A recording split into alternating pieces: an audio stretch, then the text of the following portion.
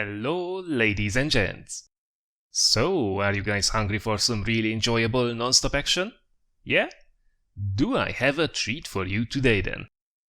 Courtesy of Dampne, I recently received a WZ-132 replay with the most kills ever scored in this machine, at least as far as the WOT replays archives go. Currently there are only 2 replays with 12 kills, one all the way back from patch 8.4, and now also this one from 9.17. Let's not keep you waiting then, there are tanks ready to be blown up. Check this one out! Alright, so here we are in a WZ-132, this time around defending in an assault match on Karelia. Now having a look at the matchmaking, well first of all, that's a lot of light tanks and almost no tank destroyers, so this could be a quite fun battle if we can avoid the wrath of those 3 artilleries on the enemy team.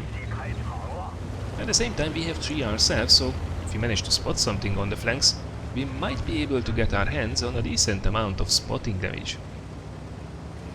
Don't worry though, this will not be a passive scouting game, oh far from it. Now we also have to say that, while technically this is a tier 9 match, we only have to worry about a T10 and an M53-55 in that regard on the enemy team, and we will be basically fighting tier 8s for the most part, so the matchmaking is pretty much as good as it gets for a tier 8 light tank. When these little monsters get into a match like this, they are one of the most powerful and fearsome foes really you can encounter, well if their commanders know what they are doing of course.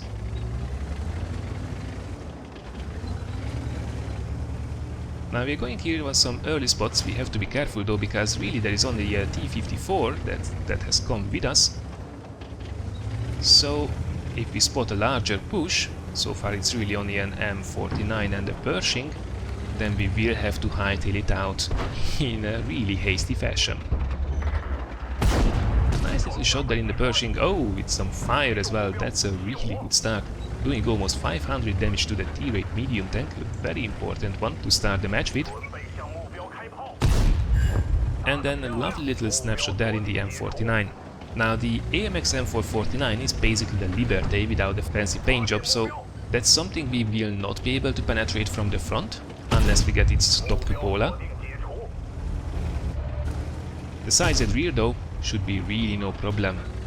This thing has 189mm of average penetration on its standard AP runs, so we should be really good firing AP for the most part in this battle. Now we spotted there a T10 making its way, and that's really not something that we can fight frontally, at least not at this stage in the battle. And also, most of the enemy team is making a push on the other side, so these 2 guys actually make a very good decision to fall back, reinforce the other side, and we can defend from the gap if the T10 decides to eventually make its way down this corridor. We spotted an AMX-12T and whoa! Was a little bit too enthusiastic there, unfortunately losing our loader, which we will put back instantly. So, luckily, we didn't take more damage, but even that was... yeah, you have to be careful with your health pool in these light tanks, it can go away quite easily.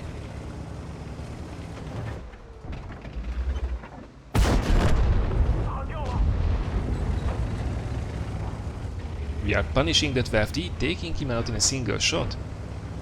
And if you have a look at who's spotted and who's not, there really is only the artillery and the KV-3 that's unspotted until now, so we can cross here in the open, even while spotted, without having to worry about snipers from above. Coming up right behind the SP-1C, who unfortunately takes out one of our own M49s. Then we can put in one more shot in its back, and then finish him off with a casual ram, and have a look at that snapshot. Ho-ho! Well, I have to say, we might be playing well here, but RNG is certainly on our side as well. But have a look at already the scores. We are down by 4 tanks already. It's 3 versus 7 kills at this stage. The match is only a couple of minutes old and we pretty much have been squeezed into the base already. Now there will be a huge huge amount of tanks pouring down from that location, while the Titan is squeezing us from the other side as well, and unfortunately it seems actually our teammates are focusing on the other flank for some reason, so it's really down to us to try to stop these guys somehow. What was absolutely crucial is that we kept them lit, so artillery can focus in on them, although we are definitely focused here by artillery as well. And as the guys start to shoot up our teammates around the cap, we can put in some quite effective fire as well. Now these guys already took quite a beating and we might be able to sneak that shot in. Oh, that unfortunately only tracks the T-29. And well, artillery certainly has an interest in us. We have to be careful though, because the WZ-3 seems took it upon himself to guard this corner and try to take us out. He's not advancing aggressively though, which is probably a mistake. He's completely full health and he's just allowing us to take his teammates out one by one. T-29 being the next, bringing us already on 4 kills. T-54 losing quite a bit of health, but doing some reasonable amount of damage as well. And it seems that it's down to the two of us to make a difference in this game. Now we managed to pull back the scores a little bit, but we are still down by 3 tanks. And the WZ, being as stubborn as he is guarding that corner, we decide to drive over and take out the E5, T-26 E5, which is again the Patriot without the fancy paint job, with a lovely shot in the side. Now it's time to help out the T-54, side and rear of the WZ-3. Well, that might be a really dangerous tank to encounter when it's sniping. Close quarters though, no problem.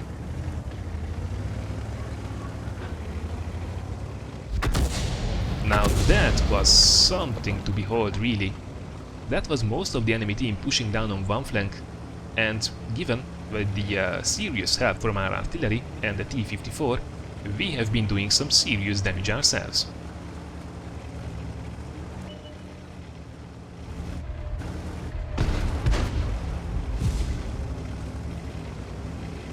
Right behind the Pershing, lovely shot in the side once again, and then we don't stop and zoom across to see if we can spot the M49, which really, I don't know what he was doing there all this time, but we will not complain, because now he is alone and we are in a very strong position.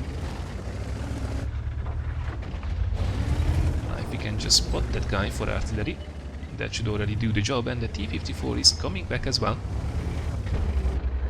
Oh, he's aiming at this way, you have to be careful.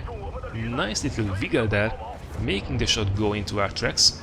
It's absolutely perfect result. One more shot into it, and is this far enough? No, unfortunately, the M49 can put another round into us.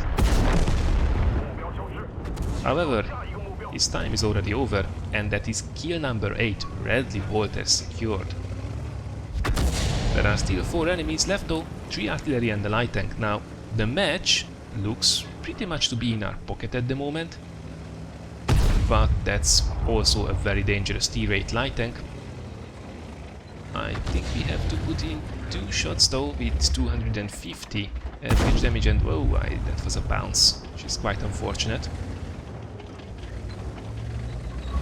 It's pretty much guaranteed that all the 3 artillery will aim on us, so we have to be extra careful here. Now we managed to sneak in a very important shot, so the next one will be already a kill shot. However, at this stage of the battle, we really have to be careful as well. T-54 is already out, so it's really a rather immobile Jagdtiger and 2 artillery that's behind us. Oh, that would have been nice to snap that one in. Didn't happen though. Come on. Nope. Unfortunately, 0.35 meters dispersion. Didn't have that, so that's time to advance. Get up close and personal, and we should be able to bring this one home just nicely. Have a look at these assassinations. I have to say I'm pretty impressed with the replays I'm receiving from the Chinese light tanks. Especially WZ-131 and the 132 seem to be posting absolutely amazing scores. Oh, there is one of the artillery. Perfect! That's the cake at the end of the meal right there. Now, first shot unfortunately sails way over the artillery. Second one, auto aim, third person view, no problem. Well, World of Tanks for you. Alright, so one artillery down, the other one is coming out to take a punt at us. That's a really nasty Soviet well gun though, who gets smacked by its even number from RT. However, he misses, and that allows us to take him out as well. Only 20 seconds to go, and it would be really great to finish off this match in style. Come on, one shell in. Decide not to advance though. The M53-55 fires and then tries to pull back. 7 seconds, come on, yes! So close, and yet so perfect. I don't know about you guys, but I enjoyed this replay from start to finish. And I'm pretty sure Dampne did too, having bagged an ace tanker, high caliber pulse medal, Pescucci's medal and a crucial contribution all by himself, and of course a Top Gun. Most impressive indeed. Now, looking at the team results, I think it's fairly safe to say that this team was in desperate need of a hero, and we most certainly did deliver on that. Also, on a side note, this was probably the easiest crucial contribution for the unafraid Buffalo in his entire career. And last but not least, we fired 33 rounds in total, hitting 25 of them and penetrating 22. And if the over 4,300 damage would not have been enough, we even took home almost 2,500 assisted damage as well. Right, this was then our time looking at one of the only two replays from a WZ-132 with 12 kills. A massive shout out to Dampne for sending in this absolutely brilliant replay, and congratulations to an amazing result. I hope you guys have been entertained just as much as I was, and if you have been, thanks a lot for considering giving this a like or sharing it. Now tomorrow I'm back with the first Funny Moments compilation from World of Warships this year. And on Thursday we will have a look at the best regular and premium tanks by win rate and profitability, summarizing up 2016. Thank you very much for watching everyone, and I look forward to seeing you again in one of the next videos.